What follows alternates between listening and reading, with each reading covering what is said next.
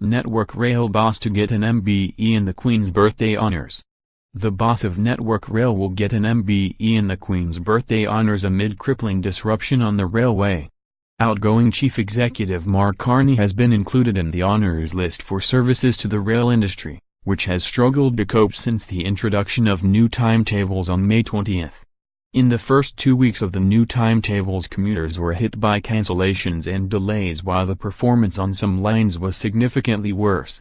Transport bosses admitted the timing was unfortunate but said the honor rewarded Mr. Carne's tremendous contribution to our railway.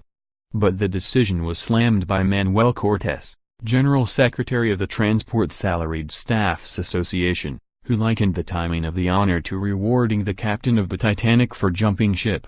He added, "Frustrated passengers will see no honor in that at all." Network Rail Chairman Sir Peter Handy said, "Clearly the timing of this award is difficult given current industry issues and their effects on passengers, but we should take a step back and look at Mark's whole career, and particularly his record over the past 4.5 years, and recognize, as this award does, his tremendous contribution to our railway." Mark has successfully transitioned Network Rail into public ownership, delivering the largest investment program in modern times, successfully devolving the organization to be responsive to customers, has made a 21st-century digital railway a reality, and his personal commitment to safety has made our railway the safest in Europe. His drive and passion have been inspirational, as has his commitment to workforce diversity, dignity and equality. It's right he is honored just before he retires from one of the biggest and most challenging jobs in UK industry, and alongside everyone at Network Rail, I congratulate him.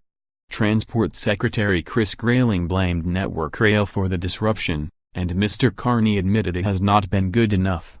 Man hid aunt's body in her house for 8 months so he could claim £7,000 benefits. Campaign to save dog raped by human then dumped with intestines hanging out. Teacher, 29, faked brain tumor to trick schoolgirl into having sex with her. A Department for Transport spokesman said, "While the timing of this announcement is clearly unfortunate given current timetabling issues, that should not detract from the service Mr. Carne has performed at the head of one of the country's most important public bodies, nor from his work in improving safety and modernizing our rail network."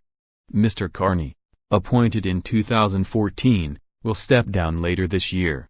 His remuneration package was worth around £820,000 in 2016-17.